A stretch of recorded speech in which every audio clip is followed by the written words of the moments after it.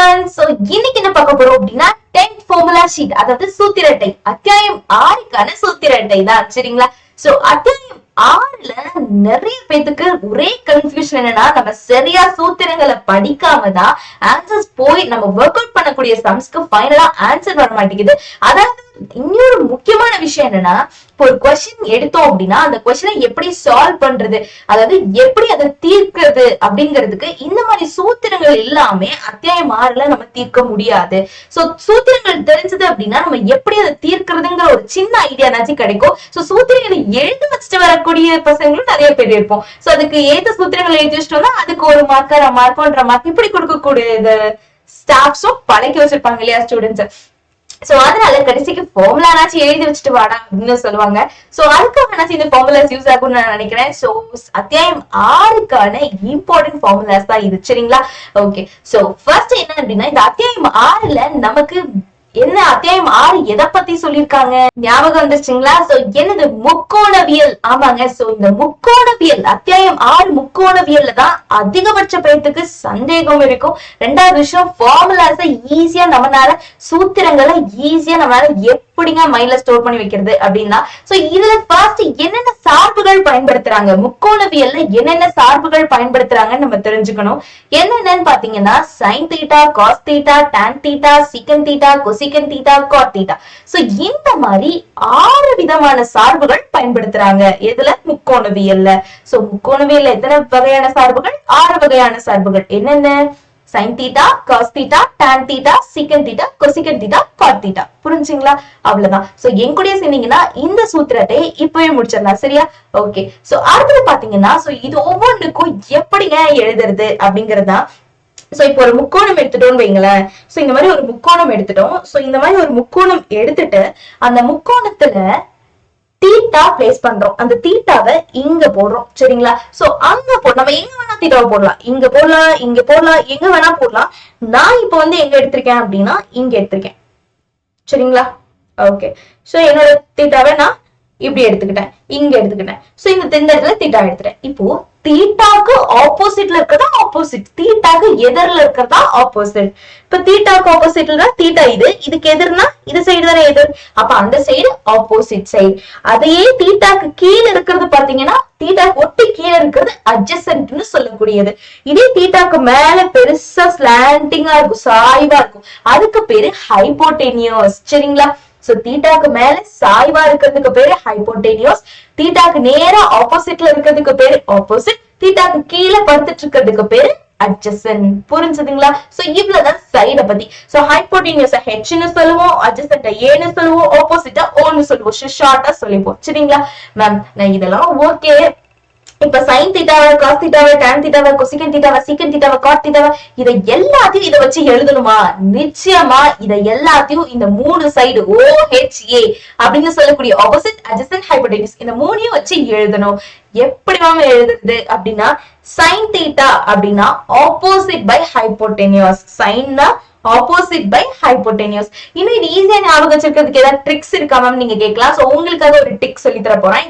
என்ன அப்படின்னா, old, hunt, and his old aunt. Old, hunt, and his old aunt. இது மட்டும் ஞாபகம் வச்சுக்கோங்க. இதை எடுத்தீங்கன்னா sin தீட்டா, ஃபர்ஸ்ட் 2 எடுத்தீங்கன்னா sin தீட்டா, அப்போ O/H. அடுத்த 2 பை போட்டு எடுத்தீங்கன்னா cos தீட்டா, A/H. அடுத்த 2 பை போட்டு எடுத்தீங்கன்னா tan தீட்டா, O/A. புரிஞ்சுதுங்களா? புரிஞ்சுதா? So old hunt and his old aunt மட்டும் ஞாபகம் வச்சுக்கோங்க, யார்கிட்டயும் சொல்லிடாதீங்க இந்த ட்ரிக்க. சோ இதை ஞாபகம் வச்சுக்கிட்டீங்கன்னா O/H னா sin தீட்டா, A/H னா cos தீட்டா, O/A னா tan தீட்டா. சரியா? சோ இப்போ ஒவ்வொரு தீட்டாக்கும் எழுதிடலாமா ஈஸியா? சோ இப்போ புக் எடுத்து பாருங்களேன். சோ இந்த ஃபார்முலாஸ்க்கு இதுதான் கரெக்டான சூத்திரங்களா நீங்க செக் பண்ணிக்கலாம். sin theta O/H செக் பண்ணுங்க, cos theta A/H செக் பண்ணுங்க, tan theta O/A செக் பண்ணுங்க. அவ்வளவுதான். சரியா? ஓகே. சோ இதே மாதிரி எப்படி மேம் கொசிகனுக்கு எழுதுறது? கொசிகன்னா ஒண்ணு இல்லைங்க, சைனோட இன்வர்ஸ். சைனோட இன்வர்ஸ் தான் கொசிகன். சைனை தலைகீழ எழுதணும். இது அப்படியே ரிவர்ஸ்ல H/O, இது அப்படியே ரிவர்ஸ்ல சீக்கனுங்கிறது காஸோட ரெசிப்ரோக்கல், அதாவது தலைகீழ், காஸோட தலைகீழ். சோ அப்போ இது அப்படியே ரிவர்ஸ்ல h/a. அதே மாதிரி அடுத்தது அதை அப்படியே தலைகீழ a/o. புரிஞ்சுதுங்களா? ஓகே. சோ அவ்வளவுதான் சார்புகள், முக்கோணவியல் சார்புகள். அவ்வளவுதான். ஈஸியா இருக்கா? ஓகே, ஈஸியான கமெண்ட் பண்ணுங்க. சரியா? ஓகே. சோ அடுத்தது பாத்தீங்க அப்படின்னா ஒவ்வொரு சார்புகளையும் எப்படி எழுதிக்கலாம்? tan தீட்டாவை sin by cos ன்னு எழுதிக்கலாம். tan தீட்டாவை எப்படி எழுதலாம்? sin by cos. இதே cot தீட்டாவை எப்படி எழுதிக்கலாம்னா cos by sin எழுதிக்கலாம். cot தீட்டாவை எப்படி எழுதிக்கலாம்? cos by sin எழுதிக்கலாம். tan தீட்டாவை sin தீட்டா by cos தீட்டான்னு எழுதிக்க முடியும். cot தீட்டாவை cos தீட்டா by sin தீட்டான்னு எழுதிக்க முடியும். சரியா? அடுத்தது பாத்தீங்கன்னா cosecant தீட்டா. cosecant தீட்டாவை 1 by sin தீட்டான்னு எழுதிக்கலாம். ஏன்னா cosecant சைனும் நான் என்ன சொன்னேன்? தலைகீழ் சார்புகள், அதாவது இன்வர்ஸ் ஃபங்க்ஷன் சொன்னேன். சோ cos தீட்டா அதாவது இன்வர்ஸ் ஃபங்க்ஷன் கிடையாது, ரெசிப்ரோக்கல் ஃபங்க்ஷன். சரிங்களா? சோ தலைகீழ் சார்புகள், அதாவது cos தீட்டாவை 1 by sin தீட்டான்னு எழுதிக்கலாம். sin தீட்டாவை 1 by cos தீட்டான்னு எழுதிக்கலாம். secant தீட்டாவை 1 by cos தீட்டான்னு எழுதிக்கலாம். cos தீட்டாவை 1 by secant தீட்டான்னு எழுதிக்கலாம். சரிங்களா? சோ இதெல்லாம் தலைகீழ் சார்புகள்னு சொல்லுவாங்க. சரியா? ஓகே. சோ அடுத்தது பாத்தீங்க அப்படின்னா முக்கோணவியல்ல ரொம்ப ரொம்ப முக்கியமான முற்றுமைகள் அப்படின்னு சொல்லுவாங்க, அதாவது ஐடென்டிட்டிஸ் அப்படின்னு சொல்லக்கூடியது. சோ ரொம்ப ரொம்ப முக்கியமான ஐடென்டிட்டிஸ் இதெல்லாமே. sin 90 மைனஸ் தீட்டாவை cos தீட்டான்னு சொல்லுவோம். cos 90 minus theta sin theta. tan 90 minus theta cot theta.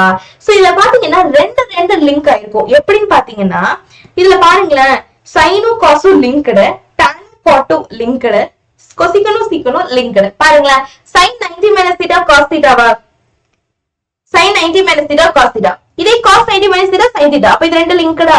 Okay. அடுத்தது பாருங்களேன், tan 90 minus theta cot theta, cot 90 minus theta tan theta. So இப்போ இது ரெண்டும் ஒரே மாதிரி இருக்கு. சோ இது ரெண்டும் சேர்ந்துக்கும். அடுத்தது பாருங்களேன், அடுத்தது பாத்தீங்க அப்படின்னா cosecant 90 minus theta secant theta, secant 90 minus theta cosecant theta. இப்போ இது ரெண்டும் சேர்ந்துக்குமா? சோ இந்த மாதிரி ரெண்டையும் சேர்த்து படிக்கும் போது ரொம்ப எளிமையா நம்ம இந்த ஐடென்டிட்டிஸா படிச்சிடலாம். சரிங்களா?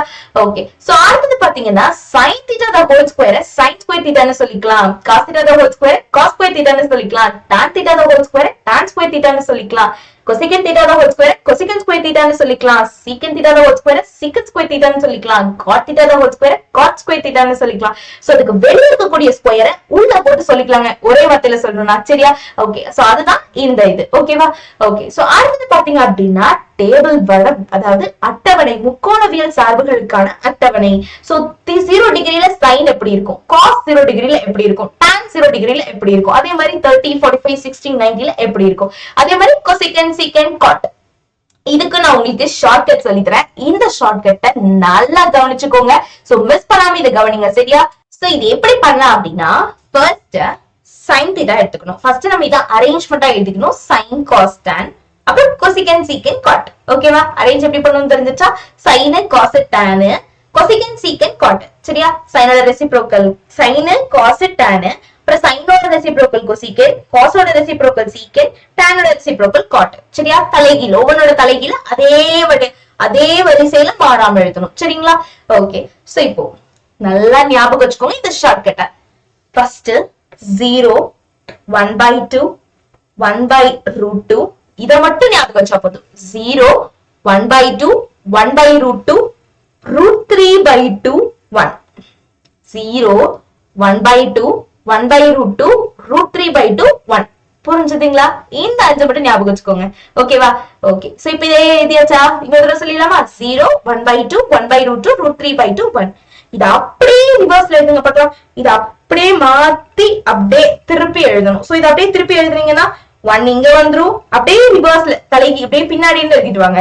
√3/2 இங்க வந்துரும், 1/√2 இங்க வந்துரும், 1/2 இங்க வந்துரும், 0. அப்படியே திருப்பி வரிசை மாறாம எழுதிட்டே வரணும். 1 இங்க, √3/2 இங்க, 1/√2 1/2 0. அப்படியே எல்லாமே திருப்பி எழுதுனா மாறிடுமா? ஓகே. இப்ப இது ரெண்டையும் வகுத்து எழுதணும். 0 கூட 1 வகுத்தா 0 தான். சோ 0. அடுத்தது 1/2 √3/2 வகுத்தோம்னா என்ன கிடைக்கும்? 1/√3 கிடைக்கும். சோ 1/√3. அடுத்தது 1/2 1/2 வகுத்தோம்னா 2 போய் 1 மட்டும் கிடைக்கும். அடுத்து √3/2 1/2 வகுத்தோம்னா என்ன கிடைக்கும்? √3 தான் கிடைக்கும். 1 0 வகுத்தோம்னா இன்ஃபினிட்டி, அதாவது அன்டிஃபைன்ட் அப்படின்னு சொல்லுவாங்க. இன்ஃபினிட்டின்னு நம்ம சொல்லிக்கலாம். சரிங்களா? ஓகே. சோ அடுத்தது பாத்தீங்கன்னா cosecant தீட்டா. சோ cosecant தீட்டாக்கு இதே மாதிரி சைனுக்கு எப்படி போட்டு 3 முடிச்சோம், அதே மாதிரி கொசைக்கனுக்கு போட்டு அடுத்த 2 முடிச்சிடணும். சரிங்களா? கொசைக்கனுக்கு எப்படி போடுறது அப்படின்னா ஃபர்ஸ்ட் இன்ஃபினிட்டி ஆரம்பிக்கிறதே இன்ஃபினிட்டி டு √2, அடுத்தது 2/√3 1, இன்ஃபினிட்டி டு √2 2/√3 1. ஓகேவா? ஓகே. சோ இது அப்படியே எழுதணும். காஸ்க்கு எப்படி திருப்பி எழுதணும் அதே மாதிரி சீக்கனுக்கு திருப்பி எழுதணும். 1 2/√3 √2 2 இன்ஃபினிட்டி. இப்போ இது ரெண்டையும் வகுத்து கீழே எழுதணும். இன்ஃபினிட்டி கூட எதை வகுத்தாலும் இன்ஃபினிட்டி தான். இத 2 ஆல எதை வகுத்தோன்னு என்னாகும்? √3 கிடைக்க போகுது.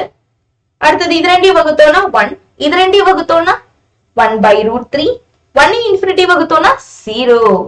சோ அவ்வளவுதான். புரிஞ்சுதுங்களா? இவ்வளவுதான் இந்த அட்டவணை. சரியா? ஓகே. சோ எளிமை தானே? ஓகே. சோ அடுத்தது பாத்தீங்க அப்படின்னா ரொம்ப ரொம்ப முக்கியமான, அதாவது ரொம்ப ரொம்ப இம்பார்ட்டன்டான முற்றொருமைகள், அதாவது ஐடென்டிட்டிஸ், முக்கோணவியல் முற்றொருமைகள். sin square theta plus cos square theta 1. இதை நீங்க நல்லா ஞாபகம் வச்சுக்கணும். 1 plus tan square theta equal to secant square theta. இதையும் நீங்க நல்லா ஞாபகம் வச்சுக்கணும். 1 plus cos square theta equal to cosecant square theta. இதையும் நீங்க தரோவா வச்சுக்கணும். சரியா? சோ இந்த மூணு மட்டும் தரோவா இருந்தா போதும். sin square theta plus cos square theta equal to 1, 1 plus tan square theta equal to secant square theta, 1 plus cos square theta equal to cosecant square theta. சரிங்களா? சோ இந்த மூணு மட்டும் ஞாபகம் இருந்தாவே ஓகேனா? சரியா? ஓகே.